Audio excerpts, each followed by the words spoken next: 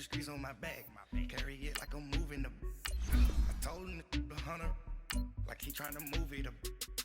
It was like 11 in the morning, skipping school, that's a truancy about it. I made me some rest in the morning. I had me a pop by the morning. I had me some breaks by the morning. I had a sis by the morning. I got on a meat on the morning.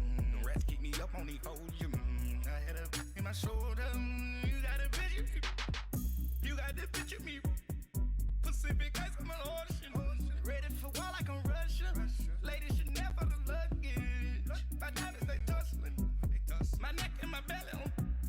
They calling for me and they. You want me like me and I look. Yeah.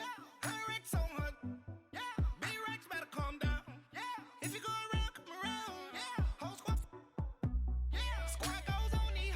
Yeah. Make some orange gel on my toes. Yeah.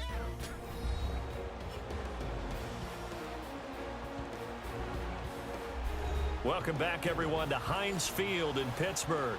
We're in the first quarter of action, and it's the Steelers who have possession of the football.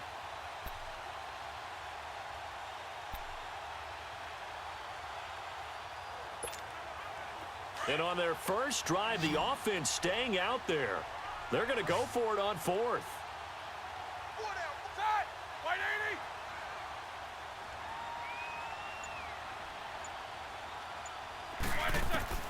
Out of the gun, it's Roethlisberger. And he's got it. And he's going to take it in for a Steeler touchdown.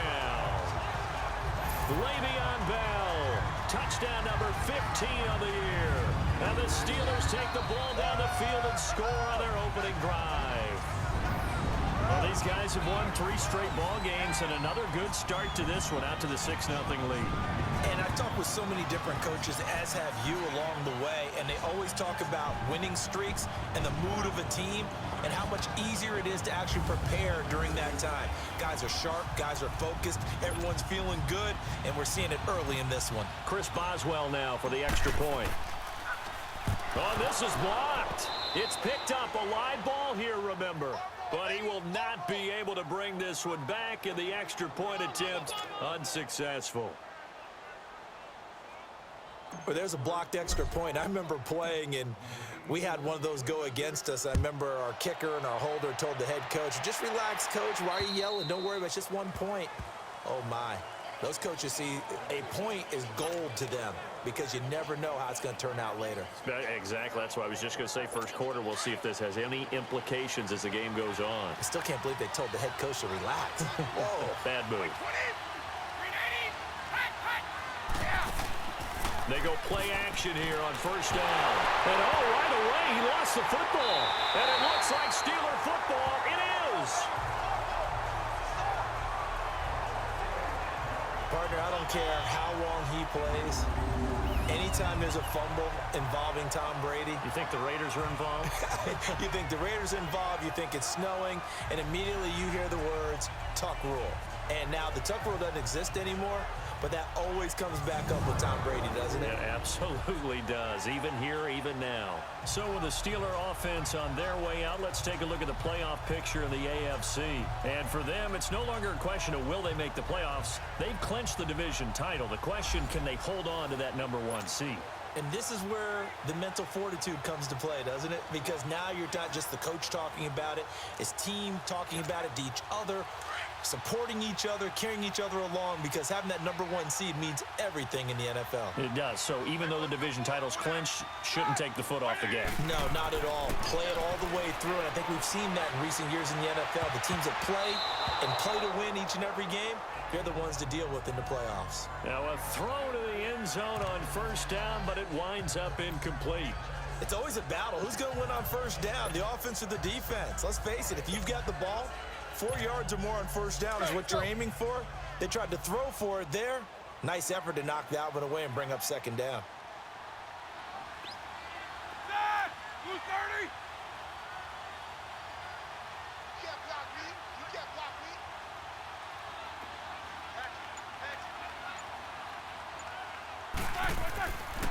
On second down, it's Bell.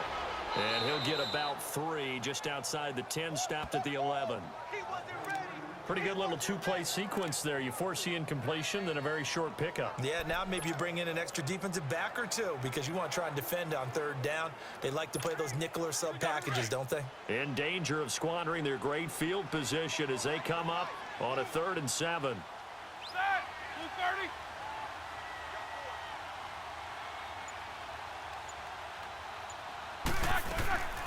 From the shotgun, it's Roethlisberger. And it's intercepted.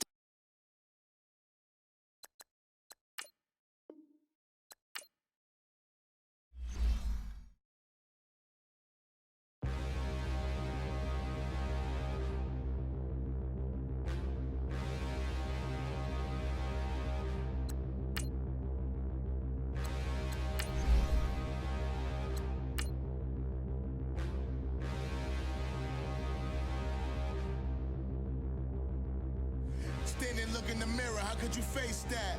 Mask on, don't even know where my face at. Plenty, don't even know where waste at. All these in the room, how could you waste that? Huh? Why would you chase that? It's a never-ending run on this racetrack. No matter what, I'ma stay black. It's a never-ending run on this racetrack. Need more jewelry, what I tell myself as I'm writing my eulogy. Ask the mirror, how you put up with this foolery? In reply, how you put up with this song and dance, all this buffoonery. Long romance, death, what it do to me? Yamagini dream was a nightmare. He was dancing with the devil for his life, yeah. We all on the dance floor. Girl, come with a dance. Puerto Rican in the breathing heavy. Little am I looking daddy. Couldn't tell him nothing cause we lost him already. Cozy boy with his spaghetti. What the money and fame, the price come heavy. The price come heavy. Like Shaq attack up on a backboard. Gummy, back up on a backboard. When she asked me if I love her, I just act bored. Say loser. The bell is tolling. I'm Jonathan Coachman. This is the NFL on EA Sports. Coming up, we'll get a look at Le'Veon Bell, fresh off a 100-yard performance a week ago, as it'll be the New England Patriots as they get set to match up against the Pittsburgh Steelers.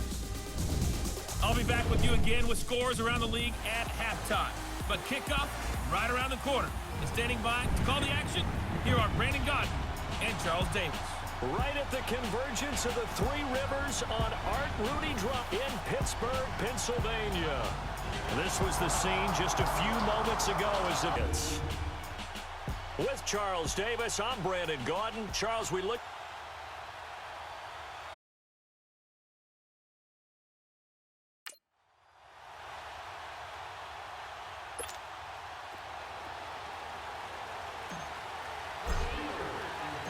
It's the final 3 weeks of the season. Still plenty to play for here as we're underway in Week 15. On the return, here's the dangerous Cordero Patterson. And a good return as he'll be stopped just shy of the 30-yard line. The Patriots offense now, they work their way back onto the field. The partner just looking at some of the struggles they've had this season. The playoffs are not in their future. As they start to peer toward the offseason, what moves might they make? I think the running back position, and I know we talk all the time about the NFL being a passing league, but the teams that run the ball effectively, they're the ones that go deep into the playoffs and go to the Super Bowl. They have to upgrade here. And you and I both know in recent years in the draft, people have shied away from taking a runner early, but if there's that special one there, I say they go get him. The big play to start him out has him at the 45 already. Wait, 20. Running game working. They'll stick with it on first down. It'll be a Patriot first down on a pickup of 16. Now, look, that wasn't a huge gain, but those are the types of carries I think they were missing in their loss last week. They couldn't get him going on the ground. Did you get the same feeling I did during our meetings, that they kind of regretted that he didn't touch the ball? Absolutely. You know, hey, he should have touched it more last week. They weren't going to make that same mistake, and they've taken care of that early. And this is caught. It's Edelman. And he's in. Patriots. Julian Edelman, his 9th touchdown of the season. And the Pats have taken the early lead. Well, that's how they envisioned it. Get the football to start the game and score it. And I don't know if that was scripted. Was it an audible? Or was it just a play call that they had in their pocket? No matter what, they had the right call on against the right defense, and they end up in the end zone. Gostkowski now out to kick it away. And they will not get a chance to return this one as it's through the end zone for a touchback. The Steelers offense now, they get ready to head back on the field. Big Ben and the Steelers with a 1st and 10 at their own 25-yard line. Show that bench release and go. Roethlisberger will throw.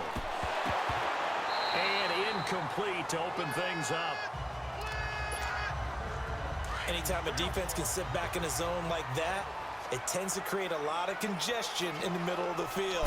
Makes it very hard to slot one in. Looked like I-4 at rush hour in your hometown of Orlando, Florida. An absolute mess. And he'll wind up with about 6, up past the 30 to the 31.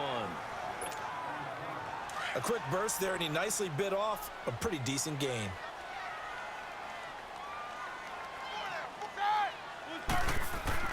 To throw here, Roethlisberger. And he finds McDonald. And he gets this one to midfield before he's brought down. The Steelers able to pick up 18 yards there.